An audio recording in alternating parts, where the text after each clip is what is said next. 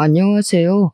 저는 딸을 둘씩 두고 있는 아빠입니다. 지난 주말 날이 너무 좋아서 딸들이랑 손녀들이랑 소풍을 다녀왔어요. 집안에서 홀로 남자인 저는 우리 사랑하는 식구들의 기사 노릇을 톡톡히 하며 즐겼던 날이었습니다. 이렇게 저희 식구 다 같이 웃으면서 시간을 보낼 때면 이젠 할아버지 나이가 되었는데도 젊은이들처럼 힘이 불끈불끈 솟고 더 열심히 오래오래 살고 싶은 욕구가 생겨요. 우리 애들이 제 삶의 이유라는 겁니다. 이 사랑스러운 아이들이 태어날 때부터 계속 그렇게 웃기만 하는 세월이었다면 얼마나 좋았을까 하는 아쉬움이 좀 있네요. 사람 인생이란 게 그럴 수 없다는 걸 알잖아요. 현재 너무 행복해서 가끔은 가슴 아팠던 일들을 잊고 일평생 행복했구나 그렇게 착각이 들기도 하는데요. 이런 저희 식구들에게도 가슴 아픈 사연이 좀 많습니다. 그중 일부를 오늘 이 공간에서 들려드릴까 합니다.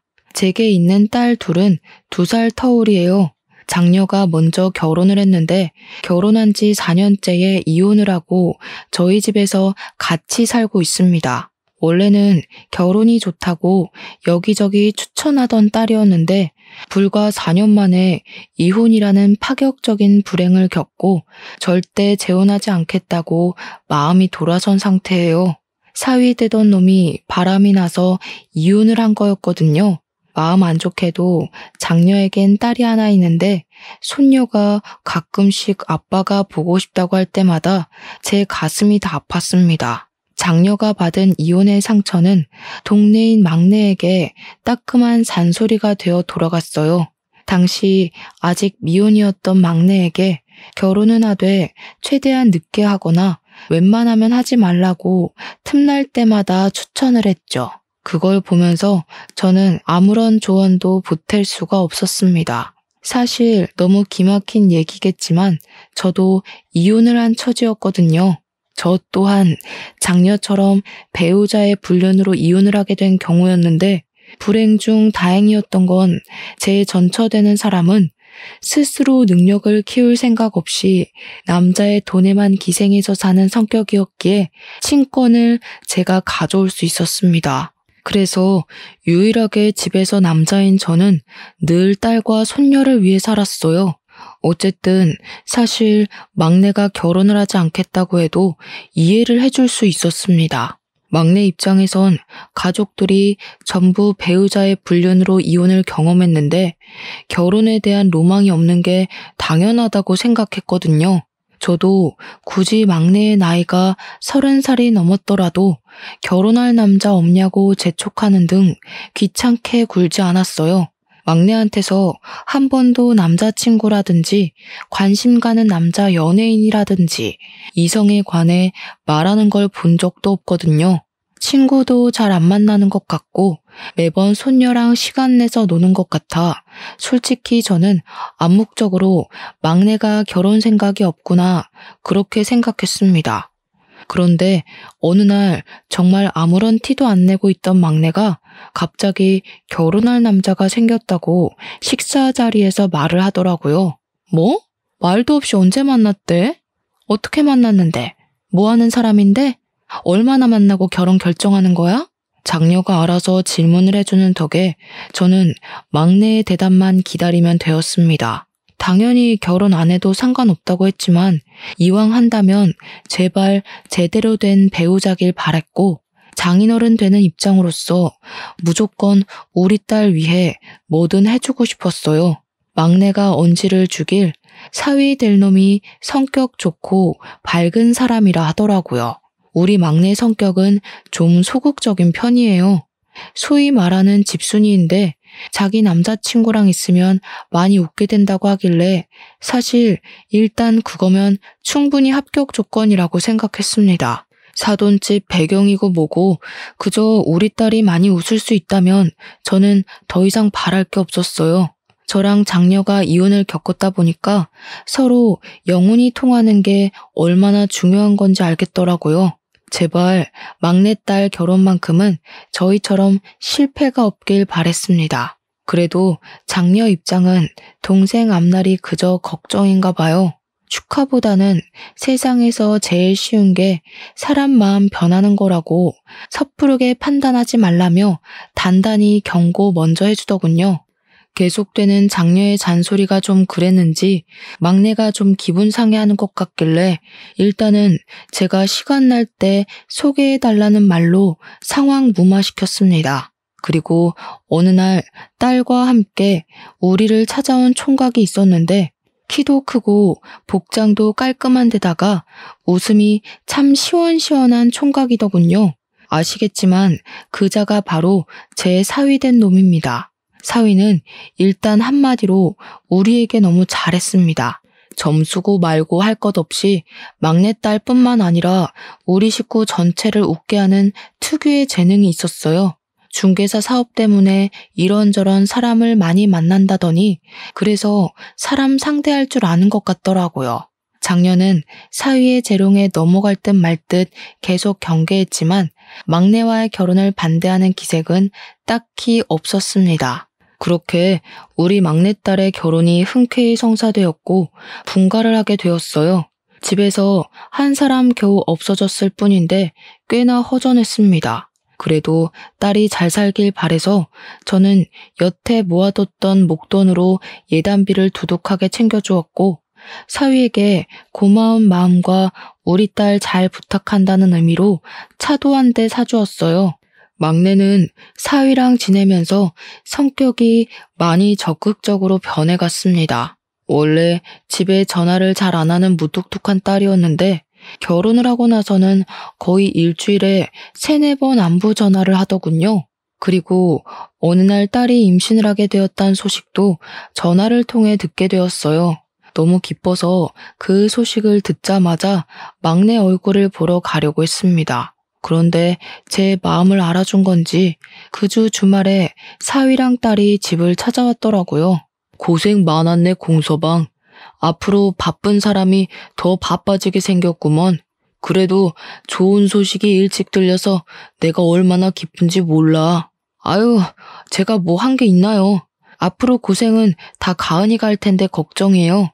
저도 제 나름대로 최선은 다할 거지만 남편 역할 잘 못 해내면 어쩌나 그게 요즘 제일 큰 고민이기도 하고요.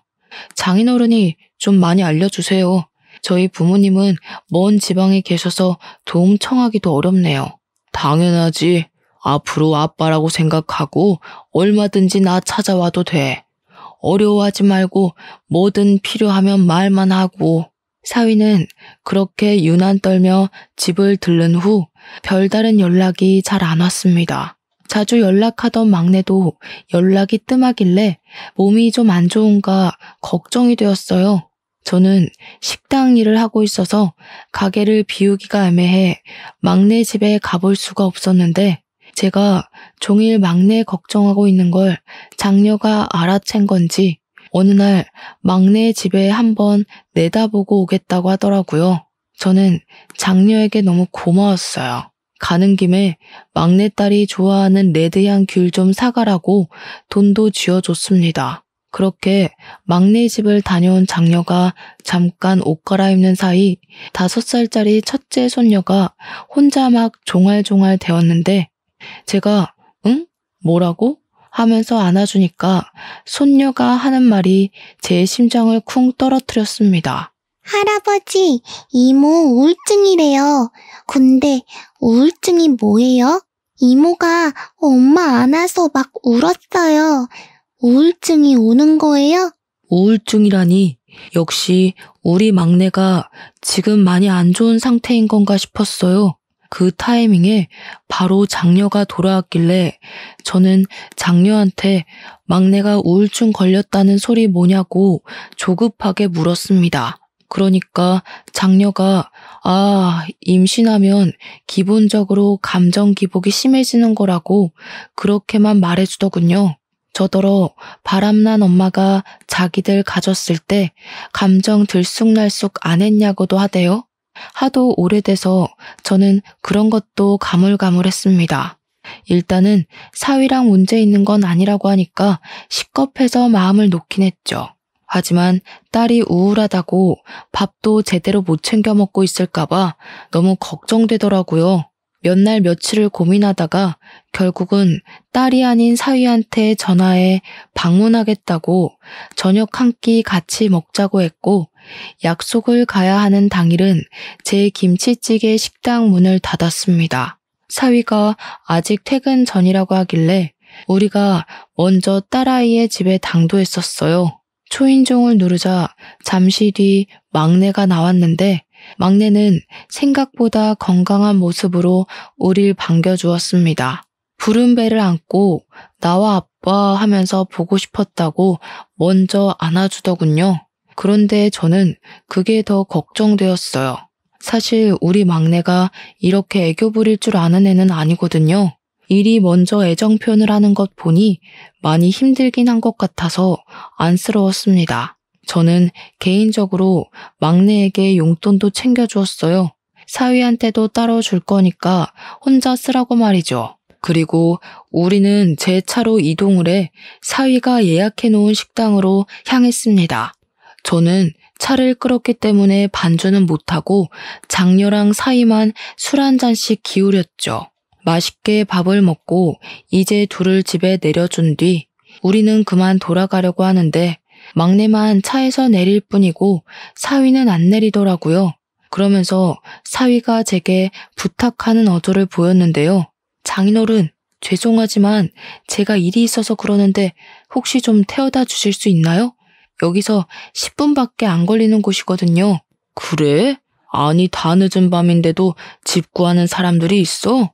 웬만하면 내일로 잡지 그랬어, 피곤하게. 제가 돈 많이 버는 이유입니다. 아무래도 사업이 사업인지라 고객 시간에 맞추는 게 고수익 유지하는 비결이거든요. 젊을 때 돈 많이 벌어놔야 되지 않겠습니까? 그래야 가은이도 호강시켜줄 수 있고.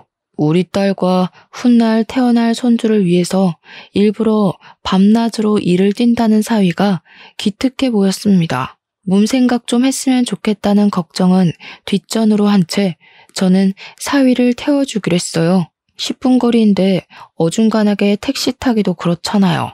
그래서 저희는 막내에게만 인사를 하고 그만 출발하려고 했습니다. 그런데 사위가 잠시만요 하더니 차에서 내려서 막내에게 포옹을 해주더라고요. 뭐라고 하는지는 안 들렸지만 둘이서 중얼중얼 뭐라고 대화를 하는 것 같더니 사위가 웃는 얼굴로 올라타면서 출발해달라고 했습니다. 딸한테 문단속 잘하고 무서우면 불 켜고 자도 된다고 했다네요. 사위가 이렇게 딸 걱정을 많이 해주고 있는데도 불구하고 딸에게 우울증이 찾아왔다는 건 임신이란 게 정말 힘든 일이기 때문이겠죠. 부디 고된 시간을 홀로 견뎌야 하는 제 딸이 우울증에 무너지지 않기만을 속으로 바라고 또 바랬네요. 저는 창문 밖으로 막내딸에게 인사하고 엑셀을 밟았어요. 딸이 집에 먼저 들어갔으면 했는데 백미러로 계속 확인을 해도 막내가 꼼짝도 안 하고 가만히 서 있기만 하더라고요. 제가 핸들을 꺾을 때까지도 딸은 그대로 있었고 결국 딸이 귀가하는 건 보지 못한 채 도로를 빠져나왔습니다. 마음이 왠지 모르게 찝찝했어요. 사위도 늦게 귀가할 것 같던데 하루만 딸을 우리 집에서 재울까 그 생각도 잠깐 했습니다. 그렇게 10분 정도 갔을까 사위가 목적지를 가리키길래 내려달라고 하는 곳에 세웠어요. 그곳은 입주자가 굉장히 많을 것 같은 오피스텔 건물이었습니다. 감사합니다, 장인어른. 다음에는 제가 밥 사드릴게요. 앞으로도 가은이 걱정은 하지 마세요. 제가 잘 보필하고 있으니까요. 사위는 마지막까지 예쁜 말을 하고서 차 문을 열었습니다. 저는 사위 내리기 전에 얼른 용돈 봉투를 건넸어요. 그러니 사교성 좋은 사위가 술까지 들어가서 그런지 제게 고맙다고 진한 포옹을 해주더라고요. 자기가 나이 먹고 누구한테 용돈을 줘보기만 했지 받아보는 건 오랜만이라면서 말이죠. 어떻게 보면 우리 딸이랑 또래라서 제겐 아들과 마찬가지인데 그 소리를 들으니까 자식이 하나 더 생긴 것 같은 기분이 들었어요. 그날 사위에게 마음의 문이 조금 더 열리기도 했습니다. 그렇게 며칠 후 딸에게서 오랜만에 전화가 왔어요. 다들 자는 시간에 전화를 했더라고요. 혹시 무슨 일이 있나 싶어 급하게 전화를 받았는데 정작 안에서는 아무 소리도 안 들렸습니다. 저는 몇 번이나 딸 이름을 더 불렀어요. 그러던 중 딸이 겨우 낸 것 같은 목소리로 뭐라고 중얼거리는 걸 들었습니다.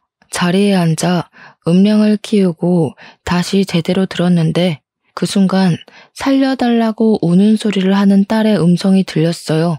깜짝 놀란 저는 무슨 일이냐고 묻기도 전에 아빠가 바로 가겠다고 말한 뒤 사위에게 전화를 걸며 막내 집으로 향했습니다. 사위는 또 늦은 시간에 일이 있는지 전화를 넘기기만 해서 제가 그냥 119에 신고를 했어요.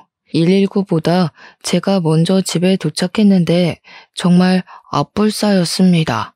초인종을 눌러도 딸이 나올 수 없다는 사실을 잊었어요. 급하게 사위한테 다시 전화를 했지만 이젠 사위 폰이 꺼져 있다는 기계 음성만 들렸습니다. 문을 두드릴 수도 없었어요. 그런다고 딸이 나올 수 있는 상황도 아니었고 주민들만 다 깨울 뿐일 테니까요. 그래도 다행히 119를 빨리 불렀던 탓에 5분은 넘기지 않고 문을 딸 수 있게 되었습니다. 물론 그 5분마저 제겐 5시간 같은 느낌이었지만 말이에요. 소방관이 문을 따주자마자 제가 제일 먼저 안으로 들어갔습니다. 침대 아래로 쓰러져 있던 딸은 이미 의식 불명이었고 양수가 터져서 침대랑 옷이 다 젖어 있었습니다. 저는 의식 없는 딸을 붙잡고서 눈 좀 떠보라고 만졌는데 소방관이 딸의 상태를 체크하더니 빨리 병원으로 옮기는 게 급선무라고 들것에 싣고 나섰어요. 그렇게 병원에 내려서 저는 딸아이 한번 만져볼 틈도 없이 수술실로 보내야 했습니다. 딸이 수술실을 들어가는 사이에도 내내 의식을 못 찾아서 제가 얼마나 속이 터졌는지 몰라요. 너무 상황이 위급하니까 의사한테 무슨 일이 일어났다는 건지도 못 들었잖아요.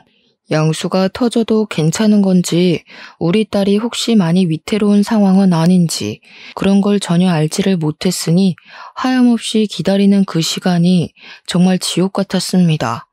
그저 수술이 무사히 끝나기만을 바라는 게 제가 할 수 있는 최선의 기도였어요.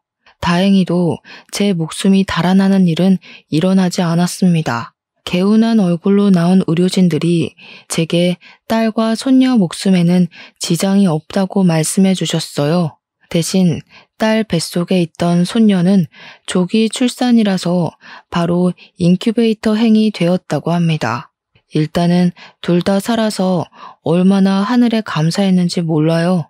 만약 딸이 잘못되었다면 저 정말 제 스스로 무슨 짓을 벌였을지 모릅니다. 저는 밤새 딸 옆을 지키면서 마음의 안정을 찾은 뒤 몇 번이나 더 사위한테 전화를 걸었습니다. 역시나 꺼진 폰이라고 하더군요. 사돈댁은 지방에 있는 사람들이라서 오기가 번거로우니 일부러 큰 사고가 생길 뻔했다고 연락은 안 했어요. 마침내 아침이 되고 제가 잠시 딸 옆에서 잠이 들었을 때 딸이 의식을 찾아서 저를 깨웠습니다. 저는 벌떡 일어나 딸의 상태를 살피면서 또 한 번 하늘에 감사하다고 연신 중얼거렸어요. 눈물은 마르지도 않는 건지 딸을 잃을 뻔했던 지난 새벽의 공포가 다시 상기되어 눈물이 주르륵 흘렀습니다. 그리고 그제야 드디어 사위한테서 전화가 왔어요. 저도 모르게 받자마자 성질을 내었습니다. 자네 대체 뭐하는 인간이야? 내 딸이 양수 터져서 다 죽어가고 있었는데 어디서 뭘 하고 있었던 거야? 또 일이었어? 그 일이 내 딸이랑 손주를 위해서 번다고 하지 않았어? 근데 이게 뭔가? 자네가 있었다면 더 빨리 병원에 올 수 있었을 거 아니야? 내 딸이 오죽했으면 나한테 전화를 했겠어. 네? 아니 저는 죄송합니다 장인어른. 정말 죄송합니다. 어디 병원입니까? 제가 지금 바로 갈게요. 사위는 죄송하다고 일이 바빠서 몰랐다고 변명하며 뒤늦게 허겁지겁 병원으로 달려왔습니다. 병원에 도착한 사위 꼬락서니는 밤새 일 때문에 바빴다는 사람치곤 너무 멀끔한 상태였어요. 그것조차 화가 나서 저는 사위 얼굴을 보자마자 귀싸대기를 날렸습니다. 제 딸이 죽을 뻔했다는 생각에 너무 아찔해서 그땐 정말 사위를 어떻게 해버리고 싶었거든요. 당시만 생각하면 아직도 심장이 벌렁벌렁하고 손 떨립니다. 사위는 그렇게 처맞고도 바로 제 앞에 무릎을 꿇고 또 한 번 사죄를 했습니다. 제가 한 대 더 때리라고 해도 그대로 맞을 각오를 하고 있더라고요. 그런 사위를 보면서 한편으로는 그저 열심히 일해서 자기 가족들 잘 먹고 잘 살게 하려고 했을 뿐일 텐데 사위가 무슨 잘못이 있을까 싶었어요. 그래서 2대까진 때리지 않았습니다. 사위는 일어나라는 제 말에 뒤늦게 일어서서 제 딸을 살폈어요. 딸에게도 손을 잡으며 사과를 청하더군요. 근데 딸도 사위에게 화가 단단히 난 건지 사과를 받아주지도 않고 고개를 돌려버렸습니다. 아마 딸이 그날은 일을 안 가면 안 되겠냐고 했었을 것 같은 감이 왔어요. 저는 화 좀 식힐 겸 잠시 화장실을 나갔다가 다시 병실로 돌아갔습니다. 그런데 가는 길에 자판기 쪽에 누구랑 통화하고 있는 사위를 목격했어요. 뭔가 곤란한 분위기 같아 보여서 혹시 일 때문에 그러는 건가, 내가 괜히 실수를 한 건가 싶어서 건물 귀퉁이에 몰래 숨어들었습니다. 그래서 오늘은 거기서 잘 거라고? 안 돼. 그럼 나 혼자 자란 말이야? 나 혼자 자는 거 무서워하는 거 알잖아. 알지. 근데 이번엔 어쩔 수가 없어. 이틀은 와이프 옆에 있어줘야 돼. 장인어른 화나셨다니까. 나 뺨까지 맞았다고. 어이없다. 양수 터진 게 뭐 유별난 일이라고. 우리 엄마도 나 낳기 전에 양수 터졌는데 멀쩡하게 살아있어. 그거 흔한 일이야. 이미 장인어른 눈 돌아서 내 변명 아무것도 안 통해. 이번만 봐줘. 네가 전화 받지 말라고 해서 이사달 난 거잖아. 서러워서 진짜. 거기 딸 낳았다고? 내가 아들 낳아줄 테니까 내 옆에는 태어날 때까지 있어줘야 돼. 알겠지? 명백히 사위 목소리였습니다. 사위는 우리 막내에게나 보여줬던 목소리로 아주 달큼하게 다른 여자랑 통화하고 있었어요. 믿을 수가 없었습니다. 그동안 우리 딸을 위해서 일하느라 등골 빠지고 있는 중인 줄 알았더니 다른 여자한테 눈 돌리느라 바빴던 거였어요. 화가 치밀어 한 발자국도 떼지 못했더니 통화를 마치고 오는 사위와 그대로 마주쳤습니다. 사위는 악소리를 지르며 혼자 나자빠지더군요. 그 꼴은 도둑이 제발 저려 쫄아있는 모습과 같았습니다. 뭘 그렇게 놀라나? 누가 보면 죄 지은 줄 알겠어. 나 몰래 뭐 허튼 짓이라도 했던 거야? 아니요. 그럴 리가요. 근데 언제 오셨어요? 방금 오신 거예요? 사람 실없기는. 그럼 방금 왔지. 내가 뭐하러 여기 가만히 서 있었겠어? 아까 때린 건 미안했네. 내가 너무 흥분해서 그랬던 거니까 자네가 이해해줘. 분명 충격적이고 놀랄 일이었지만 일단은 사위의 불륜을 당장 아는 체를 하면 안 될 것 같아 더 너털하게 웃어 보였습니다. 사위는 저를 경계하는 것 같다가도 제가 우리 딸 좀 잘 부탁한다고 손을 잡아주니 금방 본래 가면으로 돌아오더군요. 사위는 바로 우리 딸 곁을 지키러 자리를 뜨고 저는 그 가식적인 모습에 너무 열이 받아서 사위 나가자마자 표정 싹 바꾸고 어딘가로 전화를 걸었습니다. 과거에 제 이혼과 장녀 이혼 상담을 맡아줬던 변호사에게 연락했어요. 이혼 전문 변호사에게 이혼 사건으로 3번이나 의뢰를 하는 건 사실 정말 창피한 일이라고 생각을 하는데요. 덕분에 변호사란 귀한 인맥을 얻지 않았나 싶긴 하네요. 그 변호사도 변호사 되고 제가 첫 의뢰였다고 하더라고요.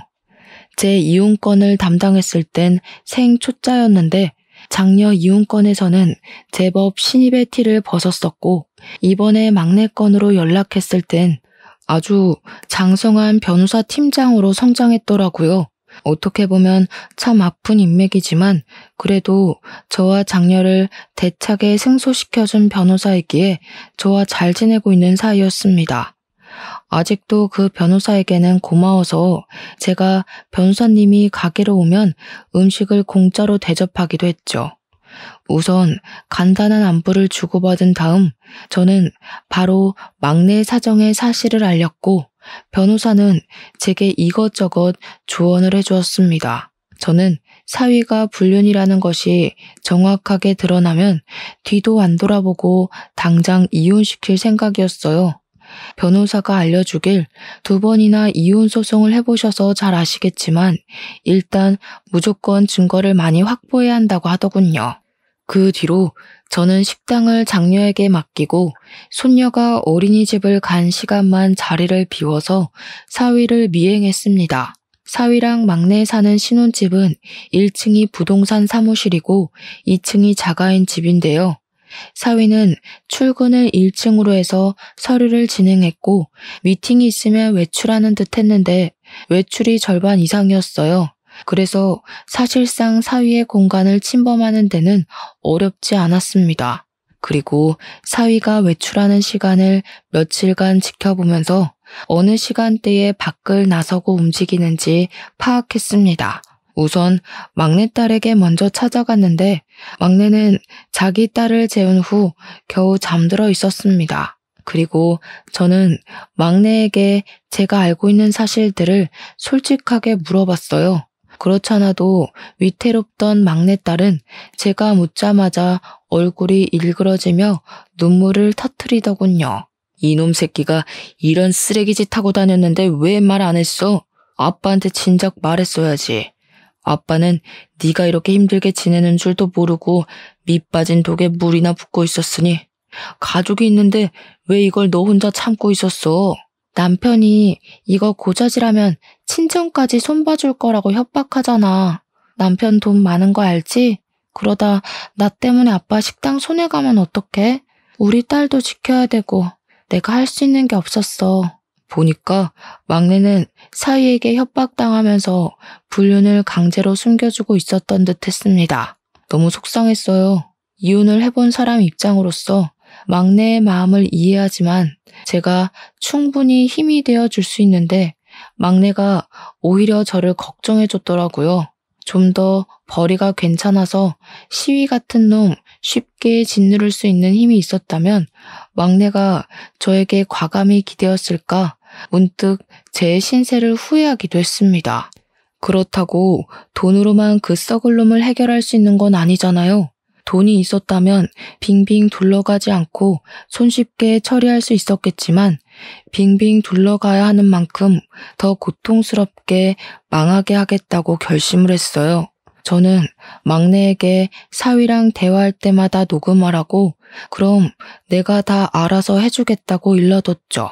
불쌍한 우리 막내딸, 저한테 잘 사는 모습 보여주려고 했는데 그저 미안하다고 울기만 하더군요. 좀 소극적이고 무뚝뚝하더라도 나쁜 소리 한번 안 해보고 산 착한 딸인데 그런 내 딸에게 이런 고충을 겪게 한 사위를 절대 용서하는 일은 없어야겠다고 다시 한번 마음을 다잡았습니다. 그 상놈 새끼 때문에 내 딸이 매일 눈물 흘렸을 걸 생각하니 저는 참고 참았던 부하가 치밀어 올라 눈에 뵈는 게 없어졌어요.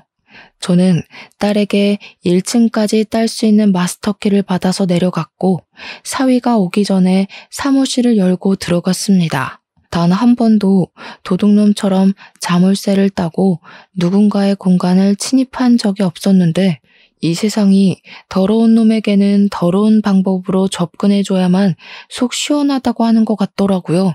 그렇게 몰래 침입한 사무실을 뒤졌는데 황당하게도 제가 뒤적거릴 필요도 없이 손쉽게 불륜 증거물을 찾을 수 있었습니다. 제 딸 말이 남편은 일적인 공간을 침해받는 걸 안 좋아해서 한 번도 1층에 내려가 본 적 없다고 하더군요. 그래서 그런지 사위 사무실은 그야말로 내 딸이 모르는 여자의 흔적이 덕지덕지 묻어 있었어요. 그냥 휴대폰 렌즈를 들이미는 곳마다 증거물이 쏟아졌어요. 속옷이나 머리카락, 여자 화장품, 같이 찍은 사진까지 아주 불륜 창고 그 자체라고 해도 과언이 아니었죠. 사진 찍다가 또 한 번 성질이 난 저는 주변 물건들을 죄다 바닥에 던져버렸습니다. 그리곤 딱 봐도 제 딸은 바르지 않는 색깔의 립스틱을 들고서 사위 컴퓨터 모니터에 글씨를 썼었어요. 이제부터 지옥 갈 준비나 하라고 말이죠. 그렇게 사무실을 나왔는데 문득 사위가 지난날 내려달라고 했던 오피스텔이 떠올랐습니다. 상간녀랑 통화하던 내용을 들어보면 어딘가 모르게 두 집 살림을 하고 있는 기운이 물씬 풍긴다고 생각했는데 설마 그곳에서 두 집 살림살이라도 하는 건가 싶더군요. 그게 만약 맞다면 정신 나간 놈이 겁대가리까지 상실했던 거죠. 감히 장인어른한테 두 집 살림하는 곳으로 바래다 달라고 한 거잖아요. 그런 확신이 들자 거길 안 찾아가면 안 되겠더라고요. 일단은 사위가 그곳에 있는지 없는지 몰라서 사위한테 전화를 했더니 마침 오피스텔에서 일 중이라네요. 주로 거기서 일을 더 많이 한다고 하면서 능글맞게 답을 하는데 정말 뻔뻔함을 보았네요. 저는 전화를 끊자마자 그곳으로 달려갔습니다. 사위가 있는 곳이 몇 호실인지 몰라서 그 오피스텔 앞에서 주야장천 사위 나오길 기다렸어요. 눈 빠지게 기다리던 순간 사위가 웬 아가씨랑 팔짱 끼고 나오는 걸 목격했죠. 직접 눈으로 보니까 과거의 제 이혼과 장녀의 이혼 트라우마까지 떠오르면서 손이 떨리더군요. 그래도 세 번째인지라 제법 저는 침착하게 대처를 할 수 있었습니다. 황급히 그걸 사진으로 찍어서 증거를 남겼죠. 그렇게 변호사랑 같이 증거 수집 및 고소 과정을 면밀히 살폈는데요. 제가 사위 직업이 잘 나가는 중개사라고 변호사한테 일렀던 적이 있었거든요. 그런데 변호사가 뜬금없이 그것에 중점을 두면서 수상해 하더라고요. 아버님, 혹시 그 중개사가 개인 사익 없이 공정하게 거래를 하던가요? 어딘가 찝찝한 구석은 없었어요? 글쎄요. 제가 사위 일할 때 같이 있어 본 적이 없어서 그런 건 잘 몰라요. 일하는 척 하면서 불륜 저지른 것밖에는. 뭔가 다른 게 있는 거예요? 다른 게 있을 확률이 클 것 같네요. 이런 부류의 사람들은 대개 공정한 거래는 안 할 겁니다. 이건 제가 따로 알아보고 연락드릴게요. 사위분 명함 있으세요? 변호사는 제가 사위 명함을 받아서 그 자리에서 바로 사위한테 전화를 걸었습니다. 그리곤 지인에게 소개받아서 연락한다면서 전세 건물 좀 몇 개 보려고 한다고 사위랑 시간 약속을 잡았죠. 며칠 후 변호사는 직접 발로 뛰어 사위를 만났고 같이 건물을 돌았다고 하더군요.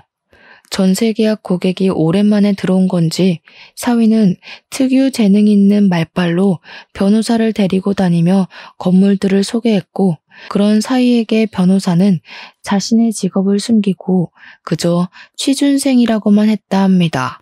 취준생이라는 말에 사위는 더 거만해졌다고 하더군요.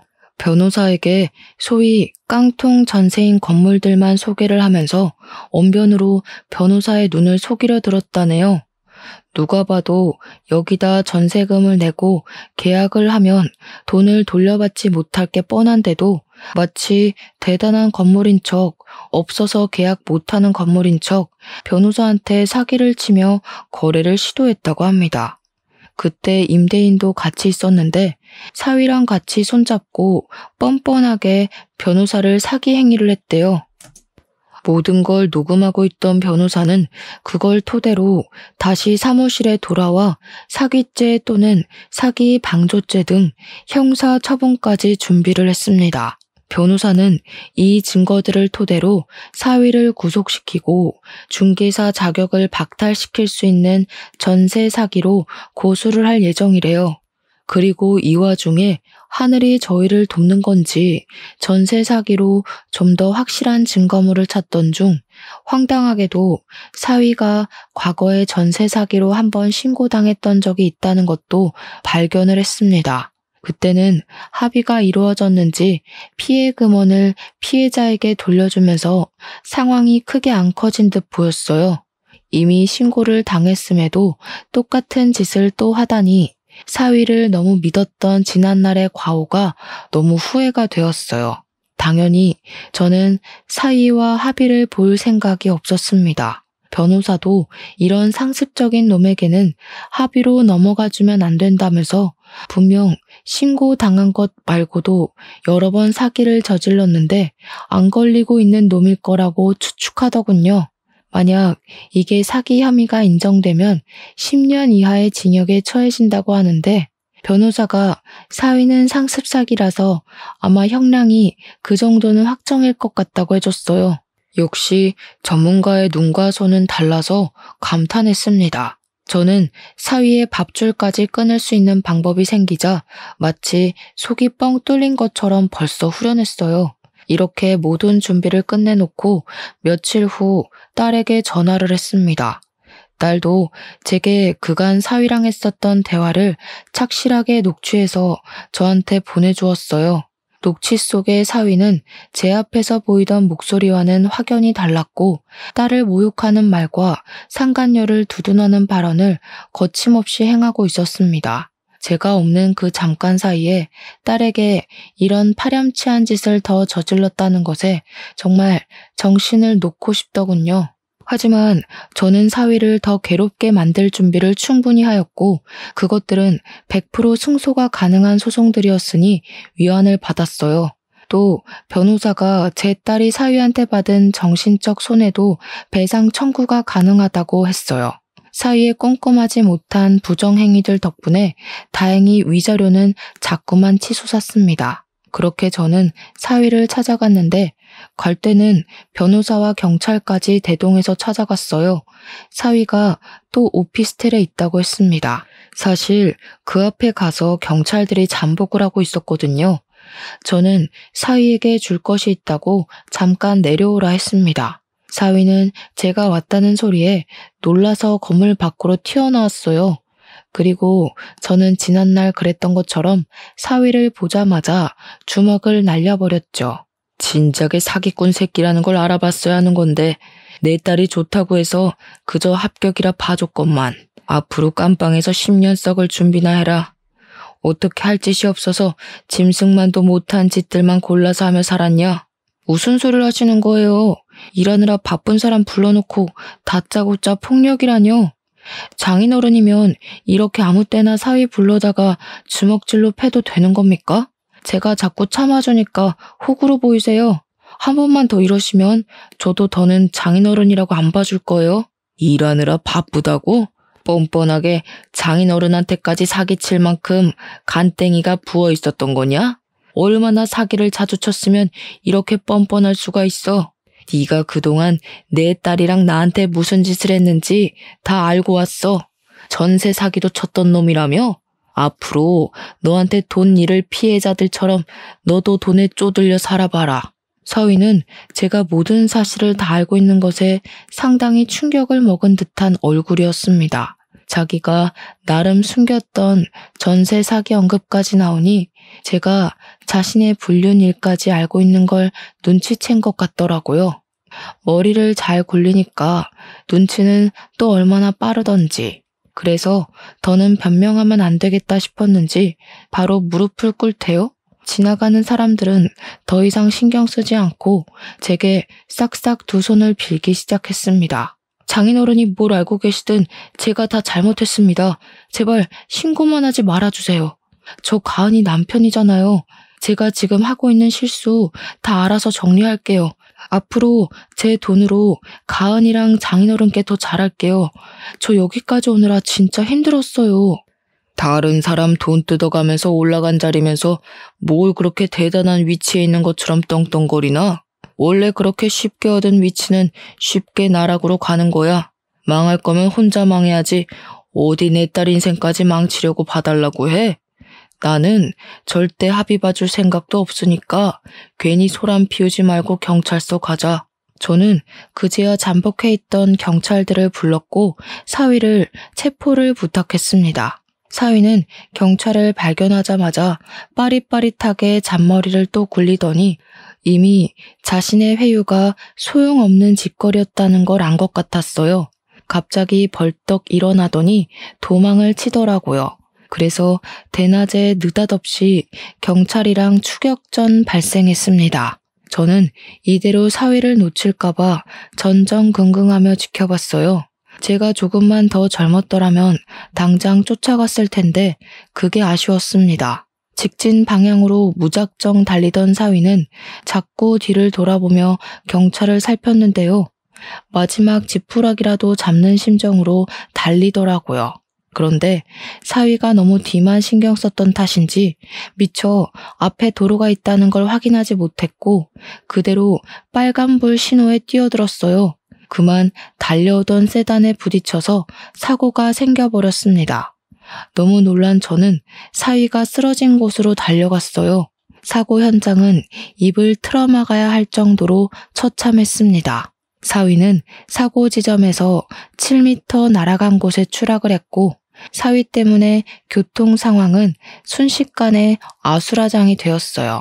급 정지로 인한 사고 차량도 군데군데 발생했습니다. 심각해진 상황에 경찰은 119를 불러 사위 먼저 수습을 했고 뒤늦은 사고들 때문에 인력 지원에 나섰죠. 저는 사위와 같이 구급차에 실려와 병원으로 향했습니다. 사위는 급히 수술실로 이송이 되었으나 안타깝게도 뇌사에 빠지고 말았어요.